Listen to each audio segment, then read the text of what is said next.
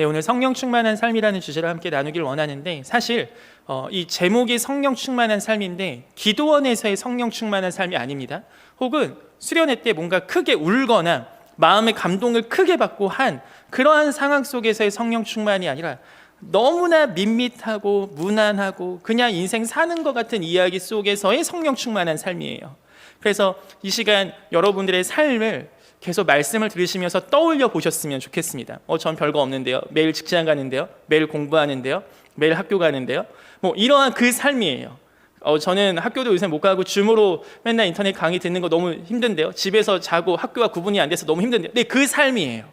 하나님이 오늘 우리 가운데 말씀하시고 싶은 이 본문에서의 삶은 하나도 은혜롭지 않은 것 같고 하나도 뭔가 특별하지 않는데 거기서 이 제목이 성령 충만한 삶입니다. 우리가 오늘 함께 볼 때 사실 지난번 5장 후반부와 계속된 연결선상에 있습니다.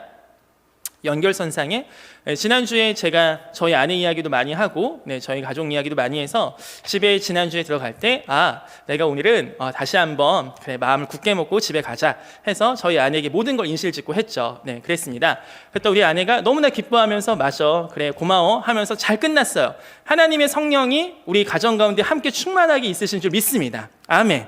자, 그 연장선상으로 오는 건데요. 가정에서의 관계뿐만 아니라 오늘은 그 크게 두 가지가 나와요. 하나는 자녀와 부모와의 관계, 하나는 종과 상전인데 종?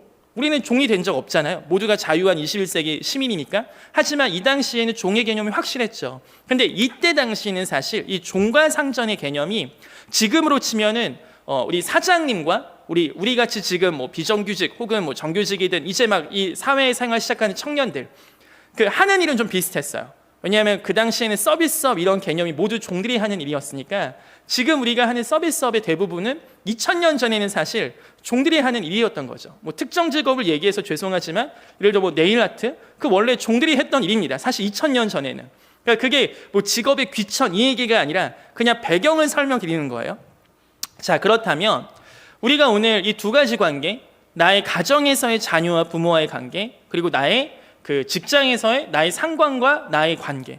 저는 대학생인데요. 그럼 아마 교수님하고 좀 생각을 해보세요. 교수님하고의 관계 속에서 이 자녀와 부모와의 관계, 그리고 상전과의 관계를 얘기할 때 하나님께서 이 지난번 가정에서의 관계도 마찬가지고 부부와의 관계도 마찬가지고 모든 관계 가운데 하나님이 필터를 다 하나씩 끼셨어요. 지금 사실은. 한번 볼까요? 에베소서 6장 다시 1절 보세요. 제가 읽어볼게요. 자녀들아 주 안에서 너희 부모에게 순종하라. 자녀와 부모 사이에 누가 계시냐면 주님이 계세요. 5절 가보세요. 죄송해요. 4절 가보세요. 아비들아 너희 자녀를 노엽게 하지 말고 오직 주의 교훈과 훈계로 양육하라. 또 자녀와 부모 사이에 주님이 계세요. 자, 5절도 가보세요. 종들아 두려워하고 떨며 성실한 말 육체의 상전 순종하기를 그리스도께 하듯 하라. 또 주님이 가 계세요. 그러니까 모든 관계 속에 주님을 다 끼워 넣으셨어요. 지금 우리 지난번에 들었던 아내와 남편과의 관계 속에서도 예수님이 껴 계세요. 그러니까 무슨 얘기냐면 마치 이런 것과 같아요. 여러분이 사랑하기 힘든 부장님이나 우리 청년부 부장님 말고 회사에서 있는 부장님이나 우리 뭐 교수님이나 나한테 F 주셨던 교수님이나 뭐 생각해 보세요. 생각해 봤을 때 내가 그분을 사랑한다는 건 마치 어떤 것과 같냐면 저는 눈이 안 좋습니다. 눈이 안 좋아서 안경을 껴야지만 보여요. 근데 마치 하나님 저 눈 좋아지게 해주세요. 내가 저 사람을 사랑하게 해주세요. 내가 저 사람을 포용하게 해주세요. 나는 여전히 난데 내가 비록 예수님을 믿지만 여전히 나는 어디 맞으면 화도 나고 욕먹으면 기분 굉장히 나쁜 난데 그러니까 내가 갑자기 누가 얘기를 했는데 막 그 사람이 사랑해지고 맞아 주님이 원수를 사랑하라고 했지 나한테 비록 욕하시고 나한테 결제서를 집어 던지는 내 휴가와 연차를 다 자르시는 저 부장님이지만 나 너무 사랑스럽다 이런 거는 마치 제가 눈이 안 좋은데 눈 좋아지게 해주세요. 눈이 확 좋아지는 기적과도 같아요. 기적은 일상적이지 않습니다. 오히려 눈이 안 좋은 사람에게 필요한 건 안경입니다. 즉 우리에게 필요한 것은 나의 마음이 조금 더 나아지는 것이 아니라 아버지 하나님의 시선과 아버지 하나님의 마음이 내 마음에 그런 안경 역할을 해주시는 은혜가 필요합니다. 그러니까 여러분의 삶에, 저의 삶에, 우리의 삶에 사실은 진짜 필요한 건 뭐냐면 내가 좀 더 착해지는 게 아니라 나의 연약함을 주 앞에 고백하고 내가 그 사람을 대할 때 주님이 나의 필터가 되어주시는 그 과정이 필요해요. 즉 아까 우리 성일 형제님도 찬양 인도하시면서 좋은 말씀 나눠주셨지만 우리의 모든 관계, 내가 저 사람하고 우리 아버지와 나의 관계 속에 혹은 상전과의 관계 속에 주님이 계시구나. 이게 바로 크리스찬 에티켓입니다. 저 사람이 날 쳤지만 내가 그대로 안 치는 이유 중에 하나는 우리 사이에 마치 주님이 계시기 때문입니다. 마치 이건 이것과도 같아요. 여러분들 중에 어린이집 선생님 계실 거예요. 5살짜리 꼬맹이 2명이 싸웠습니다. 얘가 한 대 얘를 쳤어요. 근데 내가 너무 화가 나서 치려고 할 때 선생님 어떻게 합니까? 그래, 한 대 맞았으면 너도 한 대 쳐야지 하고 가만히 보고 계십니까? 얘가 막 꼬집었어. 그래서 나도 꼬집으려면 그래, 네가 얘가 이만큼 꼬집었으니까 너도 여기를 꼬집어라. 그래서 똑같이 해야 된다 라고 가르치세요? 아니시잖아요. 말리시잖아요. 거기에 중재를 하시고 얘기하시잖아요. 얘야, 혼은 내가 낼게. 너는 여기서 보응하면 안 돼. 네가 갚으면 더 큰 싸움이 되기 때문에 안 돼. 거기서 중재하고 그걸 가르치고 훈육을 하지 않습니까? 하나님이 지금 그런 상황을 가지시는 거예요. 하나님께서. 그러니까 우리가 예수님을 믿으면 이 관계의 변화가 크게 2가지가 생기거든요. 여러분이 예수를 믿으면 첫 번째 관계의 변화가 생기는데 그게 뭐냐면 하나님과 나와의 관계입니다. 그러니까 하나님과 내가 전혀 어울릴 수 없는 사이였는데 하나님이 좋아지고 하나님께 감사하고 하나님께 나아가고 싶고 예배가 재밌어지고 그러한 상황이 생겨요. 이게 하나님과의 관계의 변화가 한번 생기고, 두 번째 관계의 변화가 생기는 건 뭐냐면 나와 내 주변 사람들 간의 관계 속에 하나님이 개입을 하기 시작하세요.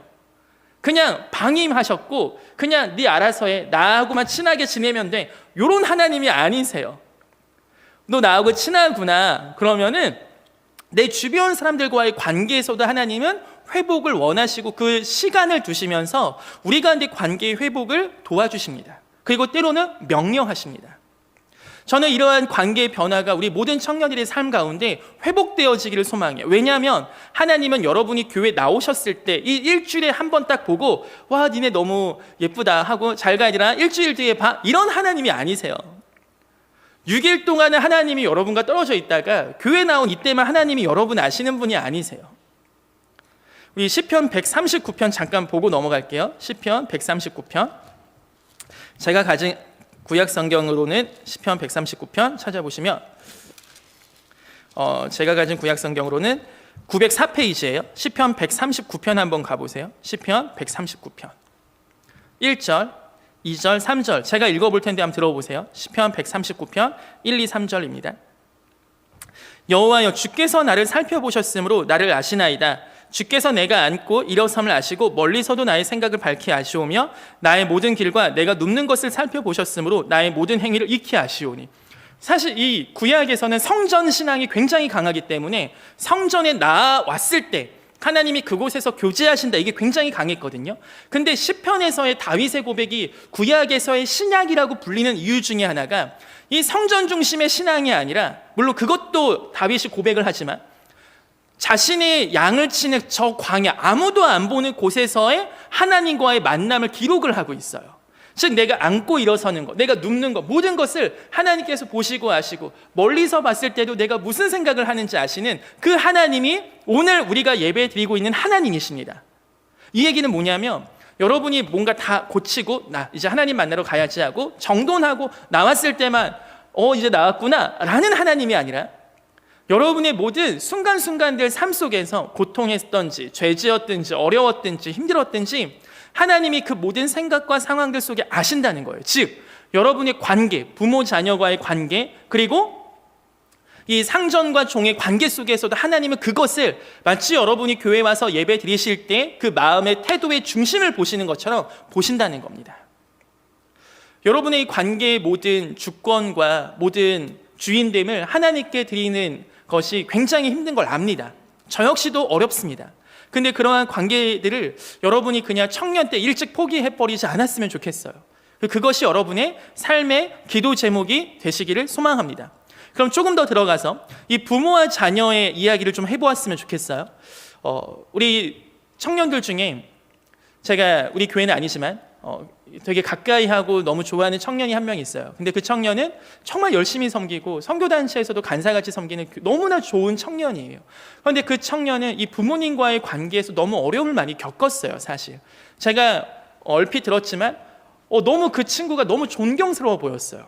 와, 그런 일을 부모님께 당했는데도, 그런 일을 네가 정말 어렸을 때부터 네가 감당할 수 없는 사건을 보았음에도 불구하고 네가 이렇게까지 잘 성장했구나. 와, 진짜 대단하다는 말밖에 나오진 않더라고요. 하지만 그 청년이 여전히 그 부모님하고의 관계는 사실 어려움이 있어요.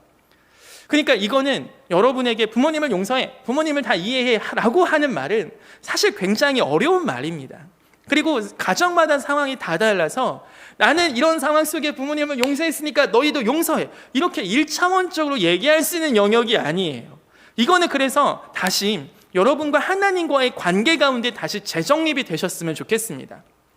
즉, 여러분이 원치 않는 부모님의 모습을 많이 봤을 수도 있어요. 혹은 부모님, 아버지나 어머니에 대해서 나는 너무나 왜 하나님이 계시다면 왜 나한테 이런 시련을 주실 수 있을까라고 얘기할 만큼 사실 정말 객관적으로도 어려움이 있었을 수 있습니다.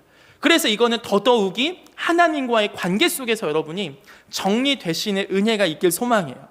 제가 볼 때 세상에서 가장 어려운 것 중에 하나가 바로 부모님을 이해하는 것 같습니다. 그분이 잘하셨든 잘못하셨든 아기를 낳아야 되고, 그 다음 부모님이 그때 왜 그런 선택을 하셨는지 그 나이대를 제가 동시대를 한번 살아보면서 조금씩 알게 되는 것 같아요. 제가 지금 37인데 저희 아버지와 어머니께서 37대 모습을 생각해 보면 와, 그 어린 나이 때 어떻게 그렇게 하셨을까라는 조금의 존경심이 점점 더 생기더라고요. 예전에 어렸을 때, 사춘기 때, 혹은 이제 갓 대학생 됐을 때는 막 부모님을 내가 평가하고 왜 이렇게 했을까? 맞아, 부모님은 이건 너무 이렇게 잘못하셨어 라고 생각했던 모든 것에 대해서 이거는 내가 오해했던 거구나, 이거는 내가 철없이 생각했던 거구나, 조금씩 이해되는 영역이 생기더라고요. 그러니까 이거는 단순히 여러분의 머리와 관념 속에서 용서해라, 내가 잊었다, 이해했다, 이 선에서 끝날 게 아니라 여러분이 계속하여 우리가 한 살 한 살 먹어가고 삶의 경험이 쌓이면서 죄송할 건 죄송해 하고 감사해야 할 거는 감사해야 하고, 그리고 하나님 앞에 정리할 거는 정리하는 그 긴 호흡 속에 여러분이 여러분 스스로를 평안하게 두시는 은혜가 있었으면 좋겠습니다. 억지로 여러분이 이걸 용서해야지라는 정죄감 속에 있지 않으셨으면 좋겠어요. 왜냐하면 하나님은 우리가 감당할 수 있는 것을 허락하십니다. 단순히 하나님이 순간순간 테스트하시고 시험하신다고 해서 나는 용서했어요, 용서 못했는데 막 입술로만 거짓 용서하고 이런 거 아니에요. 여러분의 긴 호흡 속에, 긴 인생 속에 그 타이밍 때 주님께서 깨닫게 하시고 생각나게 하실 그때 부모님에 대해서 다시 하나님 안에서 정리되는 은혜가 있기를 기도합니다. 그래서 이 주 안에서라는 표현을 볼 때 전 두 가지가 떠오르더라고요. 첫 번째 주 안에서는 부모님의 말씀을 무조건적으로 다 들으라는 얘기는 아닙니다. 제가 특히 대학교 1학년, 2학년들 만나면 엄마 아빠는 이거 하라는데 저는 이거 하고 싶은데 어떻게 해요? 하면 이 얘기 부모님한테 가서 하지 마세요. 야, 네가 하고 싶은 거 해. 부모님 말씀 부딪혀, 그럼 너 하고 싶은 거 해. 왜 그렇게 얘기하냐면 청년회 때 부모님 말씀을 계속 듣다 보면요, 이게 너무 익숙해져 있으면 어떻게 되냐면 나중에 인생 다 살고 나서 부모님 욕을 합니다. 부모님 책임을 써요. 그거는 정말 좋지 않은 거예요. 20살, 21살 때는 조금 실수해도 한 번 더 기회가 있어요. 물론 그게 막 죄를 지어라, 막 네 막 살아 이런 얘기 아니에요. 저희 20살 때는 전 너무 선교하고 싶었어요. 진짜 하나님의 말씀 들고 진짜 막 오지 같은 데 가서 막 그렇게 살고 싶었어요. 그래서 부모님께 가서 그렇게 얘기를 했죠. 그랬더니 부모님 입장에서 너무 싫어하셨어요. 네 알아서 살아 라는 식의 얘기가 있었고, 그래서 저는 이게 허락이라고 생각했죠. 감사하다, 허락해 주셨다, 너 알아서 살라고 하셨구나, 아싸 하면서 그때부터 정말 알아서 살았습니다. 선교 갈 거 다 가고, 방학마다 돈 모아서 가고, 돈 없으면 여기저기 후원받아서 가고, 그러면서 이렇게 저렇게 살다 보니까 어느 순간 그때 내가 부모님 말씀대로 너 선교하지 말고 공부나 해 라고 했던 얘기를 듣지 않았던 걸 저는 지금도 감사하게 생각하고, 저희 부모님도 지금 그때 제가 부모님 말씀을 듣지 않고 선교하고 사역하고 그렇게 일했던 것을 굉장히 기쁘게 생각하신다고 저는 지금도 믿고 있습니다. 자, 무슨 말씀을 드리고 싶은 거냐면요, 여러분 이제 어른이세요. 미성년자가 아닙니다. 한번 결정하실 때 정말 중요한 결정이라면 여러분 진짜 책임질 각오하고 결정하셔야 되고, 그 책임을 더 이상 그 누구에게도 돌리지 마세요. 그 후회의 몫은 오롯이 다 여러분이 감당하셔야 됩니다. 그래야 여러분이 성장해요. 20살 때 실수를 23살 때 메이크업 하면서 성장하고 23살 때 실수를 25때 또 내가 메이크업 하면서 성장을 해야 내가 점점 실수와 결정 속에서 배우는 게 있어요. 엄마가 하라는데요, 아빠가 하라는데요. 이런 얘기는 20살 때부터 하면 안 되는 말이에요. 참고만 할 뿐입니다. 여러분의 삶에 그래서 제가 사실 우리 대학생들 학부모님들께 늘 죄송한 마음이 있습니다. 그래서 가끔씩 얘가 이런 거 좀 해야 되는데 좀 강도사님 전도사님 와서 얘한테 만나서 이런 얘기 좀 하세요 하면은 예 알겠습니다 하고 그 얘기 절대 안 해요. 왜냐하면 여러분 진짜 애기가 아니에요. 여러분의 인생에 여러 가지 중요한 결정들 여러분이 하세요. 주님 안에서 기도하면서. 그리고 부모님들께는 이해하셔야 돼요. 부모님이 왜 그렇게 말씀하시는지. 엄마는 이해 못해, 아빠는 이해 못해, 막 세상을 몰라 이런 얘기가 아니라 부모님의 기준에서 행복하시기를 원하는 겁니다. 사실은 너무 사랑하셔서 여러분이 행복하시기를 원해서 부모님의 기준에서 행복한 걸 말씀하시는 거예요. 여러분이 나중에 결혼 상대를 정하든 취업을 결정하는 모든 순간 속에 부모님의 삶 속에 경험하신 행복함을 정말 여러분도 살았으면 좋겠어서 하는 겁니다. 이게 뭐 옳든 옳지 않든 그걸 감사함으로 받아들이시고 부모님에 대해서 주 안에서 순종하는 것을 계속 배우시고 그 부모님의 사랑을 존중해야 됩니다. 그 부모님을 사랑하고 여러분의 이러한 과정들 속에 정말 청년의 때 꼭 배우셔야 되는 독립함을 주님 안에서 하시는 은혜가 있기를 소망해요. 그래서 부모님과 여러분의 관계 속에 계속하여 주님을 끼워 넣는 겁니다. 그래서 부모님이 교회 가지 마라고 하지만 교회 나오는 청년들이 왜 나갑니까? 주 안에서 순종하기 때문에 나오시는 겁니다. 그래서 여러분이 이 부모님과 하나님과의 그 관계가 다시 한번 청년의 때 정리되는 은혜가 있었으면 좋겠고요. 두 번째 주 안에서의 의미는 제가 받아들이고 기도한 부분에서는 이 두 번째 주 안에서의 의미를 살펴보면 부모님께서 나에게 아까 제가 말씀드렸던 것처럼 상처나 어려움이나 이런 걸 주셨을 때 이것이 다시 한번 주님 안에서 해석되는 은혜가 있었으면 좋겠어요. 그냥 부모님이 이건 잘못하신 거야 하고 끝나는 게 아니라 이 안에서 하나님께서 나에게 주시는 깨달음과 이 안에서 주님께서 혹시 나에게 주신 선물은 없을까? 비록 부모님께서 주신 감정이 나에게는 굉장히 부정적인 부분이었지만 혹시 하나님이 이것이 주님 안에서 해석되는 건 어떤 의미가 있을까라는 주님 안에서 부모님과의 그 관계가 정리되는 은혜, 그 주 안에서 순종하는 여러분 귀한 자녀들 되시기를 소망합니다. 그리고 여러분이 부모의 위치에 섰을 때는 주님께서 말씀하셨어요. 너희의 뜻과 너희의 교훈이 아니라 주님의 뜻과 주님의 교훈이라고. 여러분이 나중에 부모님이 되고 한 가정을 이루게 되셨다면 여러분에게 너무나 막중한 사명이 달려 있습니다. 한 생명이 태어나는 것도 중요한 사명이지만 그 생명이 잘 자라게 하는 것 또한 중요한 사명인데 믿음의 가정 안에선 주님께서 말씀하신 건 그 가정에서의 누구의 뜻이냐면 아버지와 어머니의 뜻도 아니고 하나님의 뜻입니다. 이 하나님의 뜻대로 이 아이가 클 수 있게 하는 게 부모의 역할이더라고요. 그러려면 주님의 뜻을 아셔야 돼요. 그러려면 청년의 때 정말 주님과 친하게 지내셔야 됩니다. 친해야 주님의 속마음을 알고 친해야 주님 마음을 알지. 그런 거 하나도 안 하면서 결혼하고 나서 그냥 이렇게 뭐 엄마 학교, 아버지 학교 이런 것만 가서 되는 게 아니라고요. 물론 그게 굉장히 중요하고 좋은 프로그램이지만 청년의 때 그 과정이 여러분이 공부되시고 순종하시고 훈련하시는 게 있어야 됩니다. 정말로. 자, 부모와 자녀의 관계가 주님 안에서 해결되는 거라면 이 종과 상전에 대한 이야기를 하기 전에 사진을 하나 보고 시작하면 좋을 것 같습니다. 제가 아까 부탁드린 사진 하나 띄워주실 수 있나요? 네, 저기 계신 분이 누구냐면 저의 10년 전 모습인데요. 너무 이상하죠? 저 언제 찍었냐? 일단 머리가 다 눌려 있죠. 저 머리가 왜 눌려 있냐면 제가 사실 오늘 말씀 묵상을 하면서 저 때 제가 사진 찍었을 때 내가 이걸 기념해야겠다 했던 생각이 좀 떠올랐어요. 왜냐하면 저는 사실 여러분처럼 직장을 다니거나 하진 않기 때문에 우리 직장 다니시는 청년들한테는 네가 뭘 알아 하는 생각이 혹시나 들까 봐 그냥 10년 전에 제가 해군에서 장교로 근무하면서 배를 타면서 가다 보니까 바닷바람을 많이 맞아서 모자를 꼭 쓰고 있어야 되거든요. 그러니까 저게 맨날 눌려 있어요. 머리가 눌려 있고 전날은 비바람이 오는 날이어서 온통 다 젖었어요. 다 젖고 그 다음에 신발에 물도 차고 제가 근무할 때는 항상 저는 배 위에서 이렇게 서 있어야 되거든요. 그래서 몇 시간 동안 서 있다 보니까 다리도 아프고 지도 나. 근데 이제 뭐가 이렇게 지나가면 그것도 피해 가야 되고 막 하다가 이제 제 옆에 있는 상관분께 엄청 꾸중 들었을 모습이에요. 왜 꾸중 들었냐? 목소리가 너무 나긋나긋하고 부드럽다고 너 같은 장교가 왜 왔냐 하면서 엄청 야단 맞았어요. 얼빠진 놈 처음 봤다. 정말 너 같은 장교는 최악이다. 이런 얘기를 계속 욕 들으면서 몇 시간 동안 파도는 쳐서 계속 마치 비는 내리시 와 내가 지금 뭐하고 있는 건가 하고 다 끝나고 그냥 터덜터덜 혼자서 책상 앞에 그냥 이렇게 널브러져 쉬고 있을 때 이때 제 모습을 너무 찍고 기념하고 싶더라고요. 그래서 나중에 진짜 힘들고 어려울 때 이거 보면서 기억해야겠다. 나 이것도 했었다고. 물론 남자들은 원래 자기가 갔다 온 군대가 제일 힘들고 과장과 거짓말이 없을 수가 없고 아마 우리 여성분들 너무 듣기 싫었겠지만 이렇게 짧게 제가 인내심도 약하고 했기 때문에 여러분들이 경험했다면 별로 힘들지 않았을 거예요.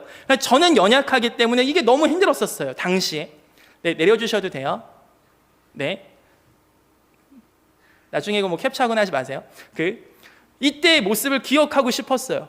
근데 여러분의 모습도 일주일 동안에 사실 이러한 시간이 있었겠구나라는 생각이 들더라고요. 원치 않는 일들을 해야 될 때도 있고 그리고 여러분이 일할 때 뭔가 원치 않는 피드백을 계속 들어야 될 때도 있고 그리고 내가 일하는 것이 과연 하나님 나라와 무슨 상관이 있을까라는 생각이 들 때도 있을 거예요. 물론 사회복지사나 뭐 어떤 교사나 뭔가 내가 이렇게 섬기면서 얘네를 만나는데 하나님의 사랑을 막 경험해요. 이렇게 직접적으로 하는 게 아닌 막 회계의 일이라든지 어떤 회사의 격리라든지 어떤 그냥 물품을 정리하는 거라든지 이게 도대체 하나님과 무슨 상관이 있나 라는 생각을 하시면서 나는 왜 직장을 가면서 하나님과 이렇게 멀어지는 것 같지? 나는 직장을 가면서 왜 이렇게 하나님하고의 신앙이 더 떨어진 것 같지? 라는 오해와 생각이 여러분 혹시 있다면 우리 이 말씀 같이 한번 다시 보면 좋겠습니다. 에베소서 6장 8절 가보세요. 에베소서 6장 8절. 네, 우리 한번 같이 읽어볼까요? 에베소서 6장 8절 시작. 이는 각 사람이 무슨 선을 행하든지 종이나 자유인이나 주께로부터 그대로 받을 줄을 알미라. 아멘. 이게 무슨 말씀이냐면 제가 다시 5절부터 읽을 테니까 한번 들어보세요. 종들아 두려워하고 떨며 성실한 마음으로 육체의 상전에게 순종하기를 그리스도께 하듯 하라. 그러니까 우리가 앞으로 부장님을 바라볼 때 부장님의 손모색에 십자가가 박혀 있었네. 예수님 닮았다. 막 이런 생각이 들라는 거예요. 지금 눈가림만 하여 사람을 기쁘게 하는 자처럼 하지 말고 그리스도의 종들처럼 마음으로 하나님의 뜻을 행하고 우리는 사실 상관이 볼 때만 딱딱딱 할 때가 많잖아요. 그런데 그러지 말라는 겁니다. 주님이 마치 이 회사의 오너인 것처럼 주님이 마치 이 기업의 회장님인 것처럼 하라는 거예요. 내가 하는 모든 것을 그분이 보고 계신다 생각하고 내가 이렇게 하면은 우리 주님에게 좋은 거구나 이렇게 생각하라는 겁니다. 지금 7절 기쁜 마음으로 섬기기를 주께 하듯 하고 사람들에게 하듯 하지 말라. 계속 얘기하세요. 주께 하듯 해라. 주께 하듯 해라. 내가 지금 하고 있는 모든 직장에서의 삶, 내가 하고 있는 모든 학교에서의 삶 이게 다 예수님께 하듯 하라 이겁니다. 교회에서만 와서 열심히 찬양팀 봉사하고 성가대하고 주일학교 교사하면 끝이 아니라 네가 그 마음 그대로 학교 가서 그렇게 학교 수업에 임하고 그렇게 직장 생활하고 그렇게 너에게 오는 손님들 고객들 대하라는 겁니다. 그 마음 그대로 우리가 마치 주일학교 교사 아이들 놓고 하나님 기도하듯이 그렇게 똑같이 하라는 겁니다. 하나님이 지금 이 얘기를 하시는 거예요. 할 때 그리스도께 하듯 해라. 주께 하듯 해라. 주일학교 봉사하듯이 해라. 교회 찬양 인도하듯이 해라. 교회 찬양팀 섬기듯이 해라. 교회 임원하듯이 해라. 교회 목자하듯이 해라. 어디서? 너의 학교에서, 너의 직장에서. 누구에게? 너의 상관에게. 이 당시 육체의 상전이 종을 대하는 태도가 지금의 사장님들이 직원들을 대하는 태도보다 더 인격적이었겠습니까? 그러지 않는데 왜 바울 사도는 오늘 에베소 교회 성도들에게 이렇게 지키기 힘든 말을 합니까? 왜 요셉은 자기의 보디발 그 아내가 그렇게 억울하게 누명을 씌웠음에도 불구하고 그 요셉의 삶에 요셉은 왜 끝까지 그걸 싸우고 저항하고 이렇게 끝내는 게 아니라 마치 손해보고 바보같이 살면서 그렇게 끝납니까? 물론 이 얘기가 여러분이 불합당한 일을 당하고 말도 안 되는 일들을 당하면서 그것을 다 참아 다 버텨 이런 얘기 아니에요. 사회에는 시스템이 노동자들 특히 피고용인의 그 인권과 그리고 피고용인의 그 권리를 보장하기 위한 여러 가지 절차가 있어요. 그것에 어긋나면 우리가 신고를 할 수 있고 그것에 어긋나면 그게 마음의 중심이 너 한번 죽어봐라 이런 게 아니라면 우리가 구제를 받을 수 있는 그런 시스템이 있습니다. 그것도 우리가 사용할 수 있는 거예요. 하지만 여기서 얘기하는 어떤 중심적인 부분은 기본적으로 전반적으로 이것이 상식선에서 넘어가지 않는 선에서는 내가 하는 이 모든 활동이 주님께 가는 거구나. 정말 주님을 위해 사는 거구나. 그리고 이것을 누가 보응하시냐면 주께서 보응하십니다. 그게 바로 에베소서 6장 8절입니다. 이는 각 사람이 무슨 선을 행하든지 종이나 자연이나 주께로부터 그대로 받을 줄을 압니다. 즉 주님이 다 해주신다는 거예요. 내가 오늘 회사에서 어떤 일을 했는데 그것은 내가 성실하게 하고 정말 주님 주신 마음으로 했다면 그걸 주님이 기억하신다는 겁니다. 그 상전이 보응해 주는 게 아니라, 우리는 기브앤테이크를 그냥 상전과 종의 관계로만 이 직장 생활을 생각할 때가 많죠. 내가 이렇게 일을 해서 이 회사한테 도움될 게 뭐가 있어 막 하면서 사실 거기서 끝날 가능성이 많아요. 그게 우리의 연약함이고요. 하지만 하나님은, 얘야 너 그거 어디 안 가. 너 월화수목금 그 일하는 거 어디 안 가. 내가 그거 보고 있고 내가 그거 받고 있고 내가 그걸 너에게 다 기억하고 있어. 이게 하나님께서 우리에게 주시는 월화수목금토에서의 삶의 태도요, 하나님께서 바라보시는 그 삶의, 이런 표현이 웃기지만 보상입니다. 우리 예수님 마지막에 다시 오실 때 그렇게 얘기하셨어요. 야, 니네는 날 도와줬구나. 내가 목마를 때 날 챙겨줬구나. 저희 그런 적 없는데요. 야, 니네 지나가다가 나그네한테 물 주고 옷 입혀주고 했잖아. 그거 나한테 한 거야 사실. 이렇게 기억하신다는 거예요. 여러분이 했던 성실함, 여러분이 했던 근면함, 여러분이 했던 그런 모든 섬김이 정말 하나님께서 그걸 마치 하나님이 직접 받은 게 아닌데 하나님이 다 자기가 받은 것처럼 끌어안으시고, 야, 네가 정말 이런 걸 했구나. 야, 네가 정말 이런 걸 했구나. 이게 오늘 말씀에서 이 종들에게 주시는 말씀입니다. 여러분의 삶에 이 하나님의 살아계심이 매일매일 느껴지시고 하나님의 살아계심을 여러분의 삶에 매일매일 인정하시는 태도가 성령 충만한 삶입니다. 단순히 일주일에 한번 뜨겁게 기도하고 그 기억 가지고만 살아가는 게 아니라 교회에서만 열심히 했고 난 끝났어, 일주일 뒤에 또 교회 와서 열심히 해야지, 그런 거 아니에요. 물론 그게 폄훼하는 것도 절대 아니에요. 너무나 귀한 사역이에요. 근데 우리 한가람교회 청년들은 그런 사역을 우리 한국교회에서 평균치 훨씬 이상이에요. 정말 여러분 잘 섬기세요. 교회 정말 잘 섬기시고 너무나 착하시고 주일날 여러분 섬기시는 모습 보면 오히려 제가 많은 도전과 감동을 받습니다. 하지만 저는 거기까지입니다. 제가 여러분의 월화수목금토를 다 다니면서 여러분이 어떻게 사시는지 몰라요. 그러니까 저는 그 이상은 몰라요. 여러분이 개판을 치시는지 아니면 정말 잘 몰라요. 하지만 하나님 아세요. 그리고 그 하나님이 그 상황을 보고 계세요.